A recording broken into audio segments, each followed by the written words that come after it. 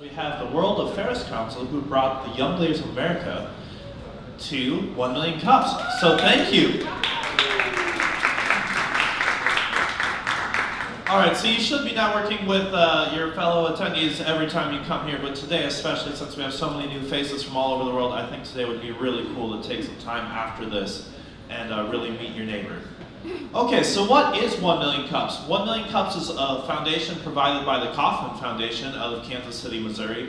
We're all over the United States. We're up in North Dakota, the California, the Florida, really covered the whole entire area. And if you look here, we are now in 103 different communities. And unfortunately, there is no chart for how many number of cups of coffee we consumed, but I'm hoping that maybe someday they'll put that on there. It's got to be close to 1 million. All right, so that now I want to tell you about our app. Our app you can download. It's called the 1MC Million Cups app, and you download it and you check in. Make sure you check in today because it won't be available tomorrow. What it really is cool, it allows you to leave feedback to the presenters so the presenters can better their presentation. That's pretty much all I have for today, and now we're going to welcome, a big standing welcome to Helen with Figable.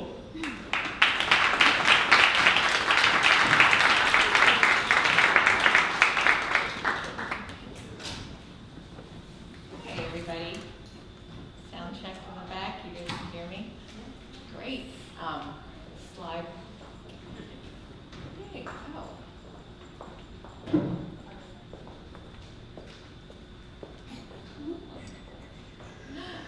oh, my picture got skewed.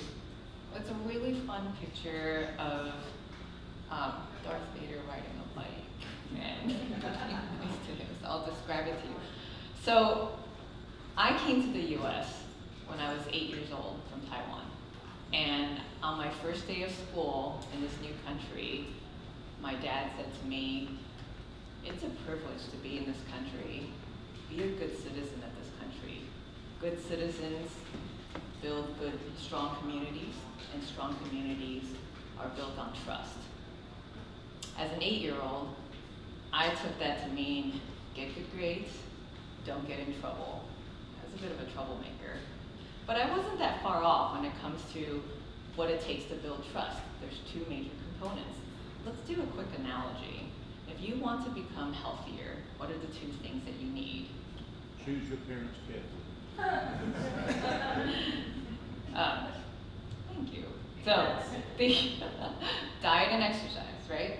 But in order to build trust, what are the two things you need? Results and behavior. So let's break that down a bit. Results, it's when somebody does what they say they're going to do, or are they accomplishing results, accomplishing tasks. And when it comes to behavior, can this individual get along with others? Here's the problem that I see in the marketplace. On the left, results are measured by metrics such as revenue generated, quota met, projects completed, trophies won, medals obtained. These are all metrics to measure results. But what about behavior? Behavior is measured by, does this person get along with others? Do they demonstrate integrity? Do they approach work through a growth mindset?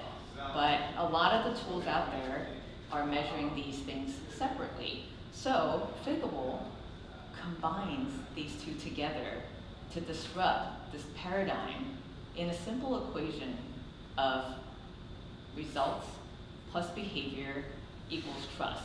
So it's saying to the employees, it's not just what you do, but also how you treat others that's going to make you a trusted leader and a trusted member of this community, whether it's at home, at work, at your church, wherever.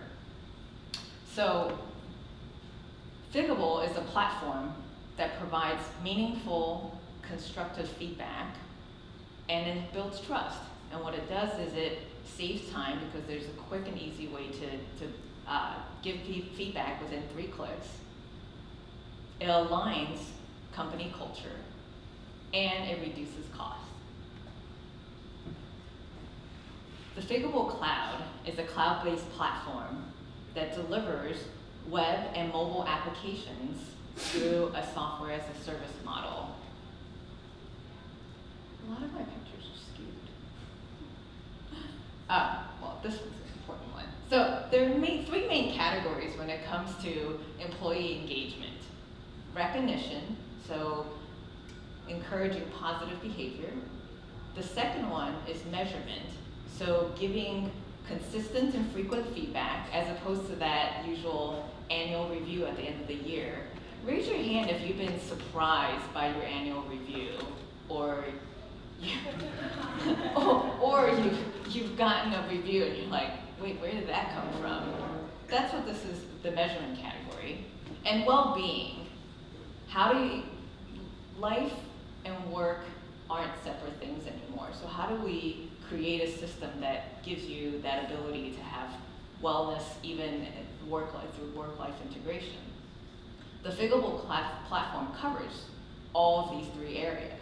So the areas of recognition, measurement, wellness, along with a fourth category of other human capital management systems.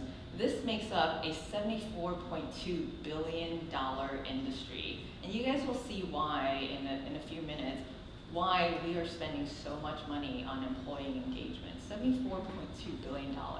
So with Figable, our business model is simple. There are 128.7 full-time employees, FTEs, within the US alone. Through delivering this as a software as a service model, $2 a month per employee, that's over $3 billion annual revenue business potential for the Figable platform. So let's get into the math of it.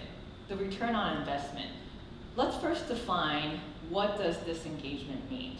A disengaged employee is someone who is unhappy at work, and they take it out at work. They either show up late, they're surfing the web during work, they're just unproductive. And that 17% of US employees are disengaged. And what that costs the employer is $3,400 for every $10,000 of salary. So when you can just move the needle a little bit, you could potentially have over $52,000 in a reduction in ROI. So we're first to market to combine this paradigm of trust, results equals behavior. And my name is Helen, and I am right now a solopreneur with an advisory board in the area of legal marketing, but I'm looking to expand my team. So who says that, what your parents tell you doesn't stick with you?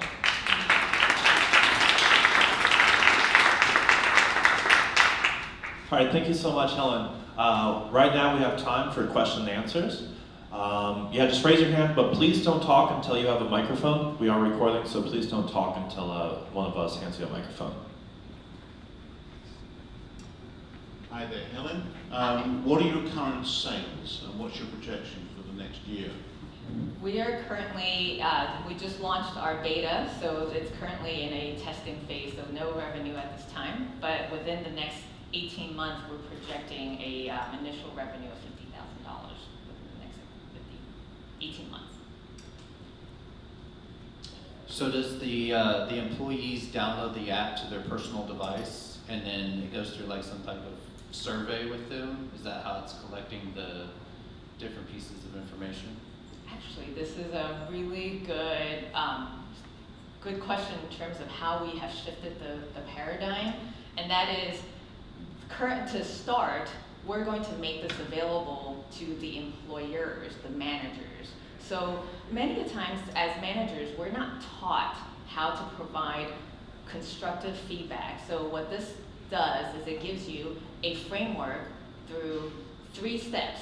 When you're giving feedback, state the situation, state the behavior, and state the impact.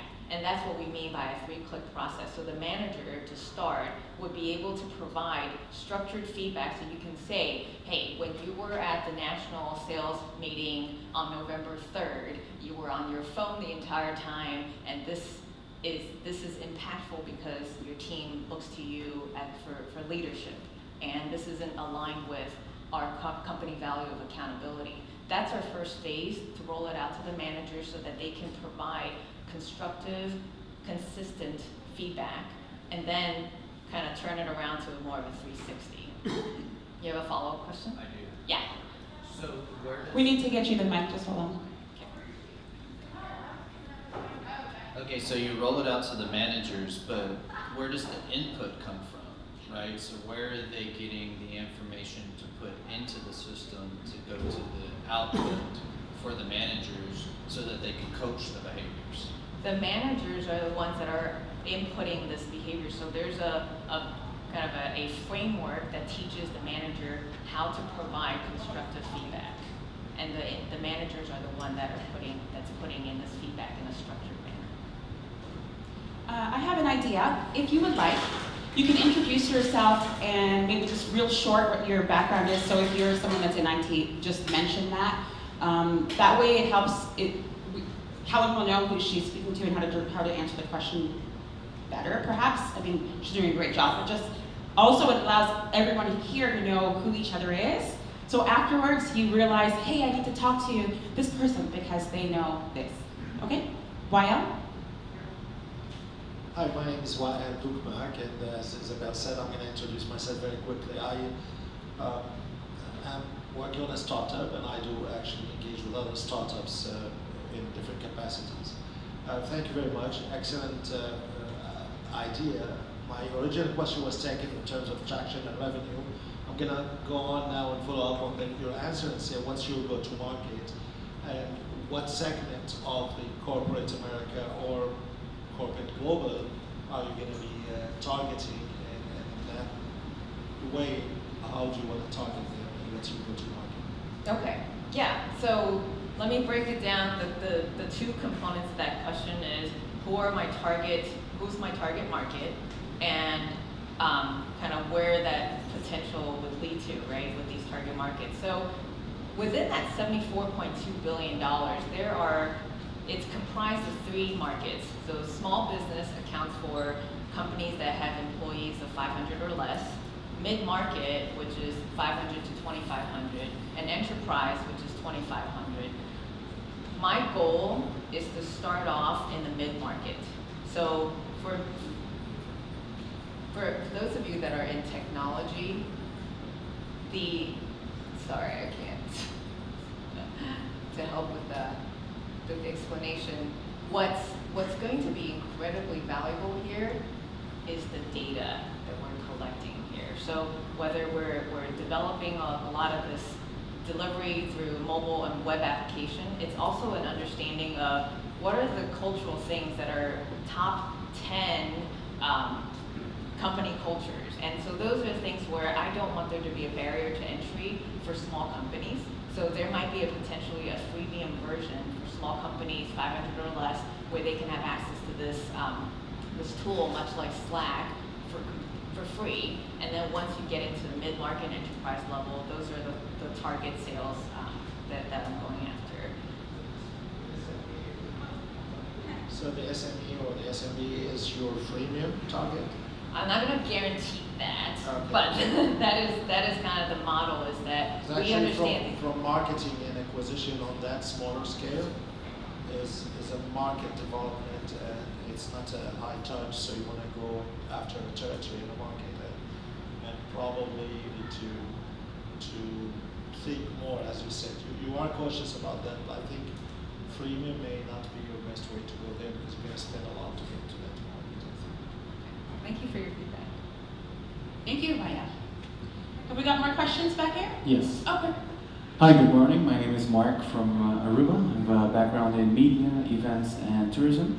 And I was just wondering, you mentioned a large amount of potential business that is available. But I was wondering, how would you get to that? So more on the marketing side, how would you get to these clients? Yeah, so our marketing plan consists of 7 areas of everything from PR to grassroots efforts to website, better content. Because when you disrupt an industry, you've got to teach people what you're disrupting, right? So we're all very used to Salesforce, HubSpot, whatever, project management tool telling us what are the things that we've achieved. Number of medals won, number of projects completed, number of calls made. So we're very familiar when it comes to measuring results. Now when it comes to measuring behavior, you get oftentimes what's out there in the market, a lot of the employee 360 feedback, many of them are anonymous, but there's nothing out there that, not a whole lot out there what it teaches the employers how to build and grow people into leadership positions. And so what we're doing is not only are we teaching employers how to provide constructive and consistent feedback, but also combining results and behavior together into that paradigm. So I think there's going to be an education component as we build up the traction around the platform. We have a question from Ty. Hi, I'm Hi, Ty. I'm a lawyer for startups, small business, things like that. You talked about how part of the app is for the office and then part for home. Is that right? Can you talk more about the home part? Sure. So the home part was actually what we rolled out starting in the marketplace. So it gave us that ability to quickly demonstrate how results plus behavior equals trust. So actually I am using the Figable app at home with my kids, and I actually designed this app when I was in my 20 years of being a software executive, and I traveled quite a bit. I needed something to maintain kind of a trusting relationship and communication within the household. So the Figable home app has a task manager, a behavior tracker, and a financial management component all in one app. So it uses that same theory of behavior and results equals trust. It puts it into practice where we can be more opinionated about what are the 4 things. So for example, in the child app, the home app, behavior, it's defined as 4 categories: growth mindset, leadership, relationship, and character. But when you go to a company in the work version, you might have things like accountability, communication, sustainability. Your company core values are going to be very different. So we started with something that was more defined for the home. Follow-up question from Wyatt. Well, that's interesting about the home. I remember reading on the app that you used it on your kids. How many other installations, what's your install base on the home version of the app? And when you talk about data and understanding your kind of beachhead market or your first version of your product, that's very valuable. So I think you probably, I hope you have something there, and if you do, can you share what insights you got from that? Yes, so experiment? I definitely didn't go out with a big bang when this thing rolled out about 4 weeks ago. First, as anybody who's in technology knows, beta products are full of bugs, so I needed to be very careful about containing the testing group. I have about 30 testers that are continuing giving me feedback kind of behind the scenes. And through kind of just organic efforts, we're averaging about 5 uploads or 5 downloads a day. And these are some of the things that I take product feedback like a gift. It is truly a gift when somebody takes the time to use your product and say, hey, I've noticed this, or this could be better, or this is broken. Because having been in software for this many years, I rely so heavily on that build what the customer wants. So it's a small install base, but this allows us the opportunity to work out the things that the market really wants as we take it to the next level.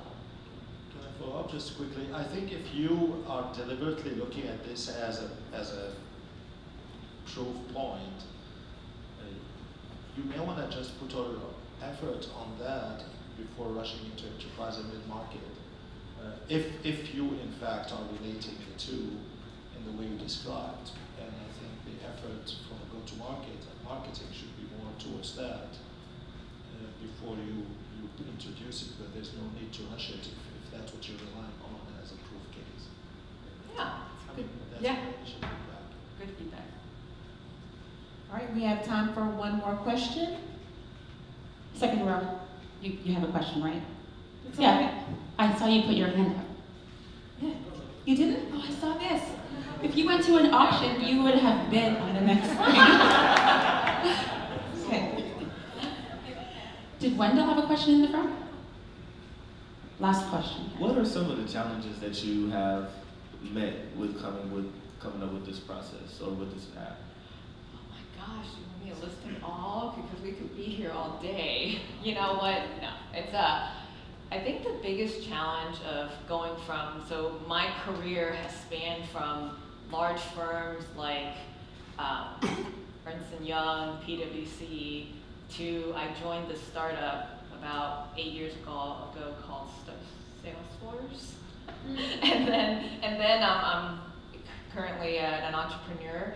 So the thing that I say to myself all the time is, wow, I had a lot of people in this area, like they really did a good job of keeping myself from hurting myself. So the challenges are, when you're an entrepreneur, it's you don't know what you don't know, and fail fast, fail forward, learn from it, get up, and hopefully not make that mistake again. So there, in the every area, whether it's HR, sales, legal, technology, I've had stumbled across the way, and that's the challenge and the learning opportunity that I'm facing. Thank you, Wendell. Thank you so much, Ellen. All right, so now is the time where we get to thank our sponsors. First off, we'd like to thank Mr. Michael Bruner for recording recording 1 Million Cups for us. Also, we want to give a big warm thank you to the Capital Factory. We are located in the Capital Factory right now. They graciously allow us to host our event here and allow all of us to have chairs.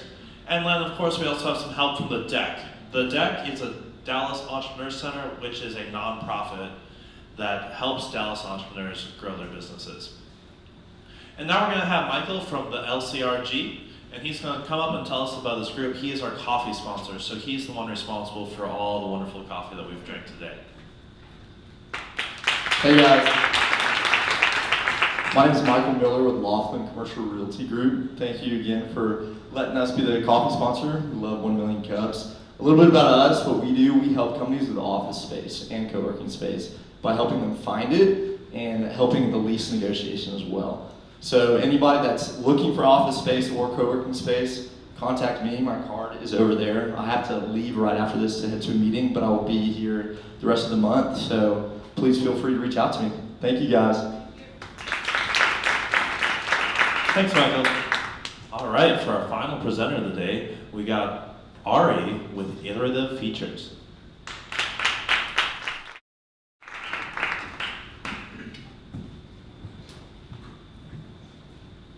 Morning.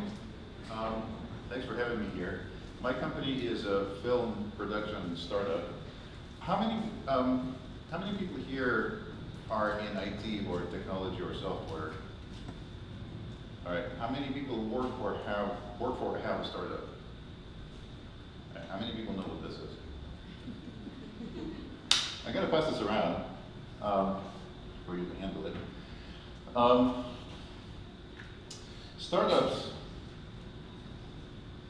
what they do as a rule is they bring business process up to date with modern technology. So an example that everybody is familiar with is Uber. In 1955, if you wanted to be a taxi cab company, you had to have all kinds of specialized equipment. You had to have all kinds of special training. You couldn't just hop into a car and drive people around. And you needed the government to keep track of who was reputable and who wasn't. There's maybe I don't know, maybe I don't want to get in the car with you. And this is all now something that is available on a phone, and so Uber comes in and disrupts that industry. Film has experienced technological advances sort of at the same rate as the rest of technology. Spider-Man 2 in 2004 was the first film that got edited entirely on digital. They filmed it in 35mm and they printed it out on 35mm for distribution to theaters.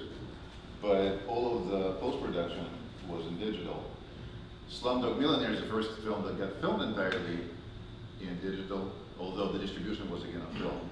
And Wolf of Wall Street is the thing that got distributed all the way from beginning to end, no celluloid. But the business process of making film, of film production, is not keeping pace with that. Everybody has all these digital files that they pass around, but they treat them like they still were in 1955, where everybody uses different. So if you're a screenwriter in 1955, you're in a typewriter, right? So your output is a stack of paper. And if you're an editor, you cut and splice physical celluloid film. Now everybody's doing this on laptops, but they treat it like they're completely separate. Completely separate silos. So the slate that you're passing around is probably the most iconic thing in film production, right? Clap it. Its purpose in life is to get metadata into a file. Back in 1955, a film camera is a mechanical device. It doesn't know what time it is, it doesn't know where it is, it doesn't know what you're filming. In fact, it doesn't even know where one take ends and another begins. You have 1,000, on a 12-inch reel, you have 1,000 feet of film. You're never going to know when a scene begins and when one ends. And so you show this to the camera when you start a take, so you know what's going to be on the film. Now, some poor soul in post-production editing, some poor soul has to go and read all of this off the screen and enter this in a log, in a paper log, and that's how you assemble the sound in the film for a scene. Now, modern cameras, of course, have all this metadata. You could put all this metadata into a camera, but nobody does. People still use these slates, and then they have paper notes that they pass around. This was a good take, this was a bad take. Meanwhile, in the software world, we've been dealing with unwrapping that linear, waterfall process and looping it back on itself to allow more feedback and a more iterative development. And we've also become more storytellers. We have user stories. We talk about an audience fit for a product. When you sell a piece of software, you don't really, when you go a pitch, you sell a story. My colleague here had a wonderful story about what her app does. So the problems that people in film have are, I have a screenplay and I made some changes to the screenplay, I added a scene. Oh my God, this has downstream implications. This is very expensive, this is very difficult, it's a traumatic process. You have a screenplay that's maybe 100 pages, maybe 60 lines per page, that's 6,000 lines of code. Well, anybody here in software has a hard time dealing with change in a 6,000 line of code project. You're just going to get laughed right out the door. We have the tools to deal with this. We just, all we need to do is adjust the business process. So what we're doing is trying to apply the iterative agile process to film production. We have 3 different film ideas in development right now, various stages of development. One of them is going to become the first feature that we release. We are also building a lot of software to make this work, to eliminate the manual labor. We're not a software company in the sense that we're not trying to sell the software in the same way that Uber or Tesla isn't trying to sell the software, but we are a software company in the sense that a lot of our work goes into developing the software. What we're looking for is feedback from our community. And we can sit around all day and talk about how great ideas are, but at the end of the day, what matters is, does anybody want to come and see what we're working on? And we're looking for people who want to be a part of this adventure. Thank you very much. All right, thank you, Ari. Monica, do you want to ask the first question? All right, we'll open up the floor for questions. The first question is always, what can we as a community do for you? Feedback and people who want to join the adventure. Excellent.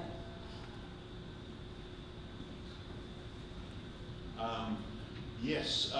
What's your revenue model? Are you going to be like a red hat that makes money from support for the open source software or what? And do you have revenue, do you have revenue now? We make films. We make films and we sell them and people watch them and give us money. How exactly they give us money is a problem that the industry as a whole is struggling with. This is not the problem we're trying to address. If I can make a film for 50,000 and sell it to Netflix for $500,000, I think I did okay. There's nothing to do with all this tool set stuff. No, the tool set is open source. We're not selling the tool set any more than Uber is selling their software. So where does this technical story you gave us come in? That was most of your talk. How do you make a film? Making a film is very much like making a piece of software. You get a bunch of people together with creative ideas, people who know how to do, they have non-overlapping skill sets. And you want to produce something that is coherent, has some conceptual integrity to it at the end, and people want to interact with it. What I see in film is a lot of waste and a lot of mediocre results that I think I can do better by applying this process that we've been developing over the last 25 years in the software world. So how do you react to people who say to you, what you need is a really good script? If you got that, the rest of this stuff is pretty flexible. It doesn't matter much. I think it's a pretty good start. I think a good script, good story is really important. What happens with really good stories is that as it goes down the assembly line, everybody has their own idea. Every step on the assembly line is making their own movie. So the screenwriter had a really good idea about the film, and he hands it off to the director. The director goes and does the casting call. And you get the stars in, and the stars say, oh, well, my character would never say this. Let me go and redo the dialogue. I want more dialogue. My character is important. I want more dialogue. And then the director of photography says, oh, this shot is going to cost you $20,000. You don't want this shot, you want something else. And by the time it gets down to the editor and the sound design and the music, the original intent of the story is long lost, and there's no way to feed this back. There is, but it's very expensive, and people treat this like an aberration. And the screenwriter is like, oh, no, you don't be touching my, my wonderful idea. So a good script is super important. Just the question is, how are you going to get one that the entire production process can get on board with? And how are you going to make sure that as the changes happen, you maintain conceptual integrity in your story? So what's your highest grossing movie so far? Well, the one we're going to make. Okay, so there's like, out of every 100 filmmakers, there's roughly 100 that said exactly the same thing. That I guess I didn't do a very good job of explaining myself. I don't see any innovation here if it's not this tool set. Well, maybe there isn't that. I appreciate the feedback. All right. I think the idea here, Ari, is to perhaps people want to know what your product actually is. You definitely did a great job of letting us know about the business and the industry. But we don't want an audience to assume that you're already making 10 million, 20 million, 30 million, 40 million on movies that you're producing. So perhaps you can take a step back and let us know where you're at with your film and what's happening. We are developing the first film that we're going to release. The budgets that we're looking at are $50,000 or less, and we haven't released the film yet. In case, I thank you for You're welcome. asking me to clarify that. Hi. Hi. Pedro. I work with marketing, and if I may, I would like to give you a suggestion, and also to the previous presenter. I didn't see your logo, and actually I can't recall your business name, which is from my point of view very concerning. So if I get to look at your logo in the future, or at your business name, I won't remember that it was you in your presentation. And the previous one, actually the logo was there, but very tiny in the left corner. So I missed seeing the logo, so I can't remember your business, because that's what your whole presentation is about. So Thank you for that. The reason you don't see a logo or URL or any of that is that you're the first ever to hear about this publicly. This is a very new idea. We're just starting out. We don't even have a website yet. we have a GitHub page, but we don't have a website. So that's just how raw this is. Thank you. Interesting presentation. Can you give us a little background on you? I grew up as a software engineer. When I was 14, I decided that I didn't know how to deal with people. I didn't have a girlfriend and didn't have many friends, and I thought there was a problem with me. Nobody told me that this is what happens when you're 14. And so I engineered my way out of that. I said, if I work with computers all day, that will not be a problem. I'll be able to have a career and support myself. And so I went to learn how to program computers on the strength of that idea. And then I spent 25 years doing that. And then I discovered that I actually like working with people. And the thing about software that was interesting to me was how it fits in people's lives and what does it do to make people's lives better. So I spent 15 years in Silicon Valley working for a bunch of startups that you've heard of and a lot that you haven't. I used to work for Tesla. It's probably one of the ones you have heard of. And I was looking to start a startup, another one, and say, well, what is the industry that can benefit the most from the kind of experience I have? And the kind of experience I have is in the agile process. So I looked at industries that still use paper forms to manage their business, and it's lawyers and filmmakers. And lawyers, God bless them, don't want disrupting. They bill by the hour, and if you give them technology something that takes you 10 hours you can do in one, they hate. And filmmakers, they're kind of tired of the paperwork. They just don't know how. They just don't have the tools to get themselves moving forward. Does that answer your question? I was really curious. Have you worked with a film company, or do you have any background in I that? have zero background in film. I had zero background in car making when I went to work for Tesla. Nobody who worked for Tesla had any background in car manufacturing. So true.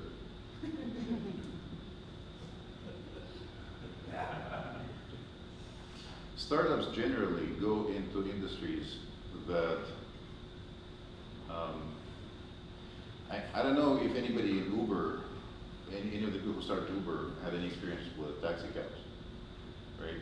The idea is you take a fresh look at a business process and you say, how can I take the manual labor out of this process and replace it with a software process? And how disruptive is it going to be to the business practice?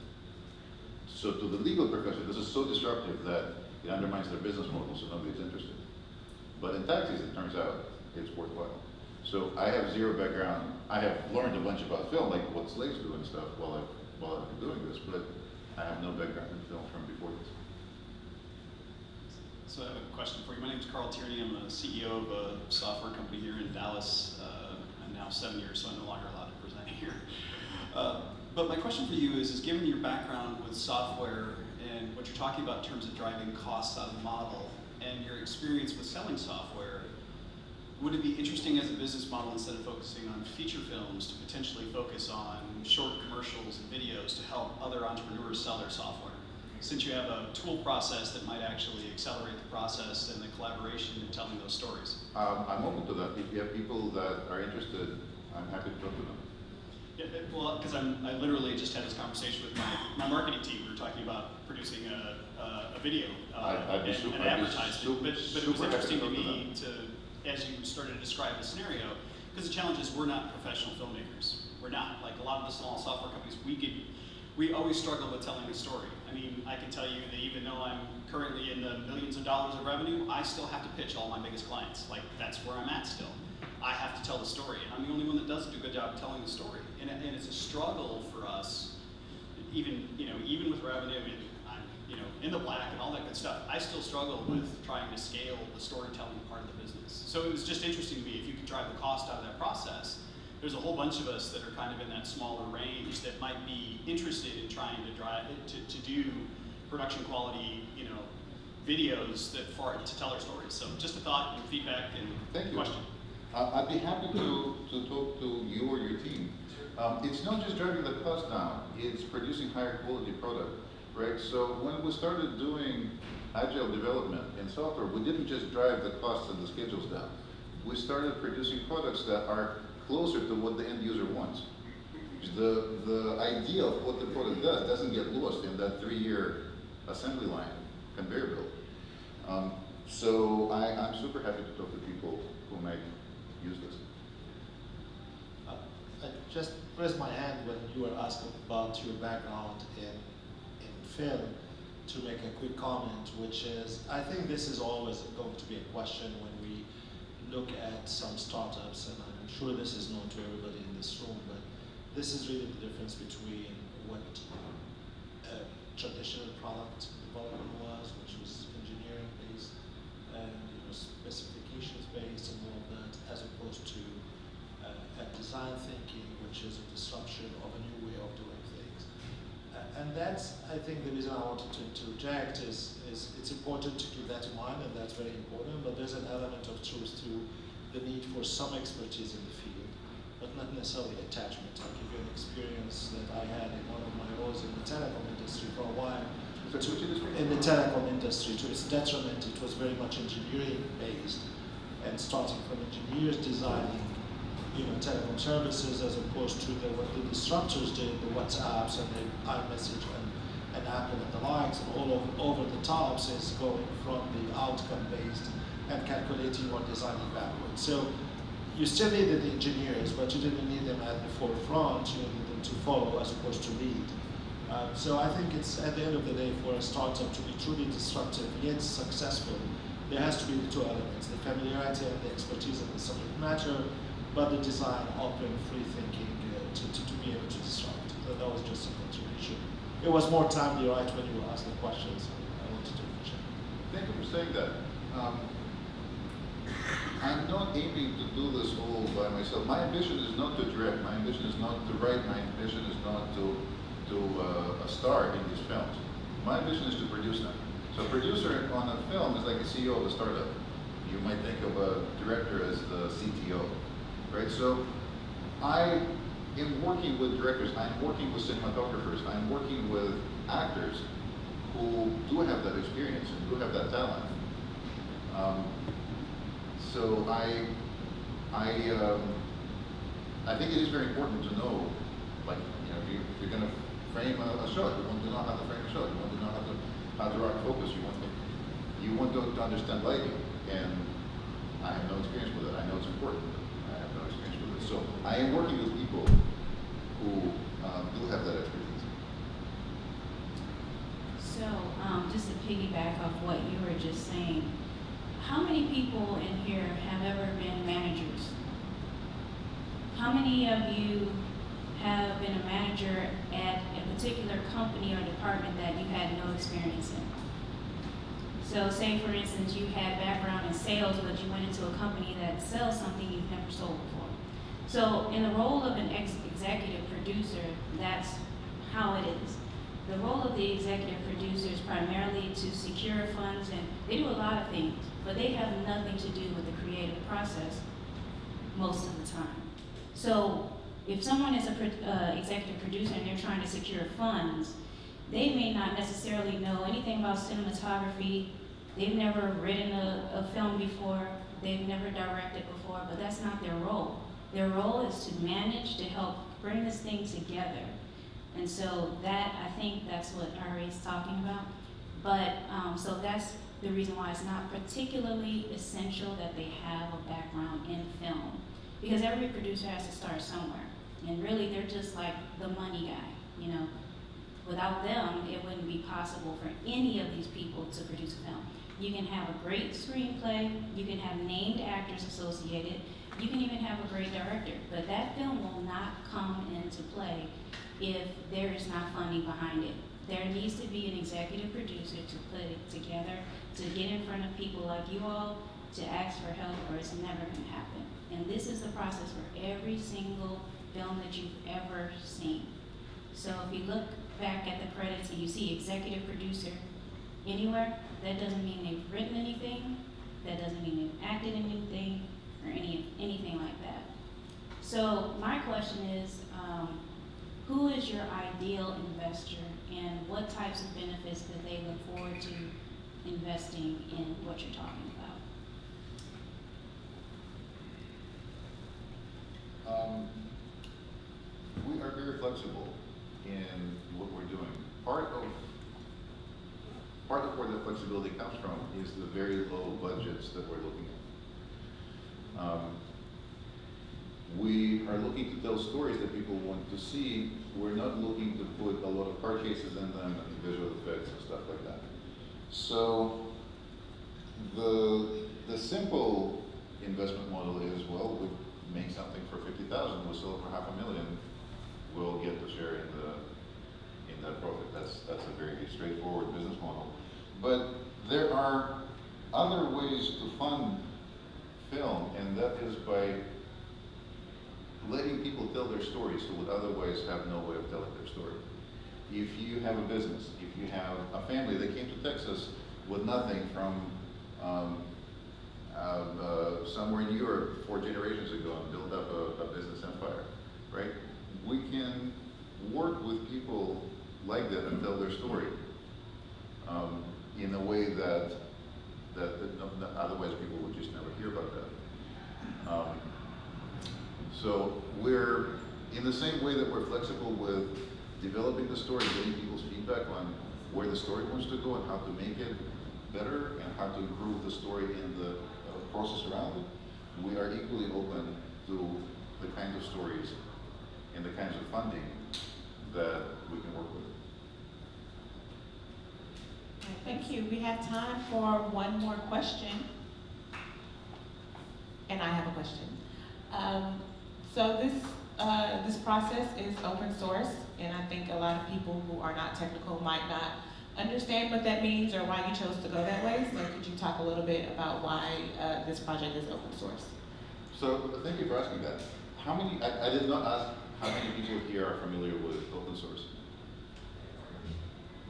All right. So open source means that whatever software you develop, you publish it, not just make it available for free for people to use, but also publish the sources so people can go and modify, can modify and adopt the software, adapt the software to their own use cases.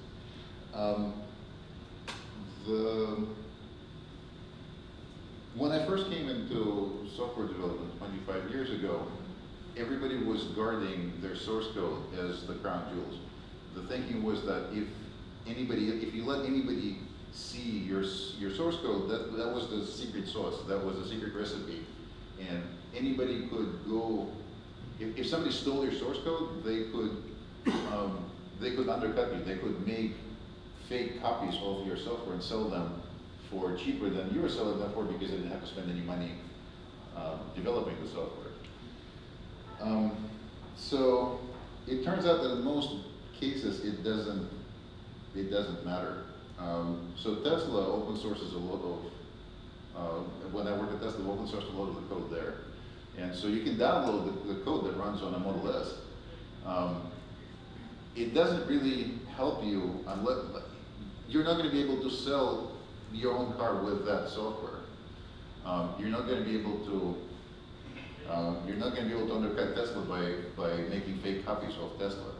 But what does happen is people look at it and people say, this is a really interesting part of your algorithm. I want to use that somewhere else. Or people look at it and they say, oh, there's a problem here. There's a way to improve this. There's a security problem. There's a performance problem. I know how to fix this. So if you're Microsoft, that probably doesn't work for you because people will make copies of your operating system and sell them.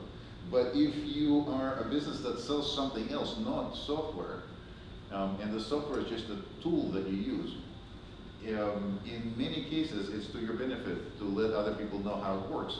So you get other people working the same process, you get other people working the same tools, and then you have a bigger community that you can draw from. I can talk about open source all day. I hope this answers that question. Yes, thank you. Great, thank you so much. We'll give you a round of applause. Thank you for presenting here today. This is for you, Aaron. Thank you very much. So this is the end of our event. We hope you enjoyed it. I wanted to come up here and just close out and give some announcements. So I'm Isabel. I am the lead organizer for the 1 Million Cups chapter. There are several chapters across the country. Shane, who was on stage earlier, actually comes to us from Fargo, which is one of the largest 1 Million Cups across the whole country, right? They get about 300 people and they're in a theater. It's like massive. So we're glad to have Shane be on the Dallas team now. Capital Factory offers free co-working on Wednesdays after 1 Million Cups. Today's gonna be slightly different because there is an event that's happening here that's starting at 10:30. You are welcome to continue to network right here, but I would say we probably only have about 10 to 15 minutes to network. And then if you want to stay, you do need to check in with Jessica at the front desk, and she will sign you in. She'll put your name on a sheet and give you a sticker that you have to wear while you stay in here. We can co-work in a room called the Donkey Kong, which is in the back end of this, like once you walk in this direction, you go to the very back on the right-hand side, that's where the room is. There should be enough space for like 30 people. I'm not sure how many seats are in there, but it's available to us all day. And then there's the sort of the lounge area. There's a few chairs before you get to the Donkey Kong room that you can hang out in as well if you'd like. Other than that, this room will be closed off because there is an event starting very soon. Now is also a good time to use our app. So if you didn't check in, check in and also give feedback for the presenters. It's really easy. It takes you 5 minutes to give a quick score and then leave notes there if you'd like. And the presenters are both still here, so if you want to connect with them, now is your opportunity to do so.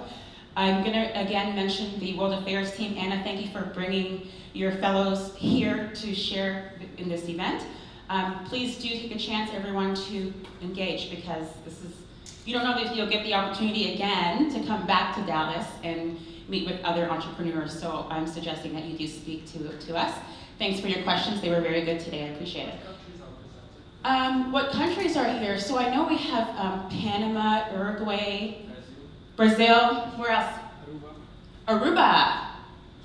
Chile. Honduras. Mexico and Peru. Did we get everybody? El Salvador. Fantastic. Good. Very good. North Dallas. Yay. Very well. Thank you, everybody. I'm here if you want to connect with me, too. Thank you for coming today.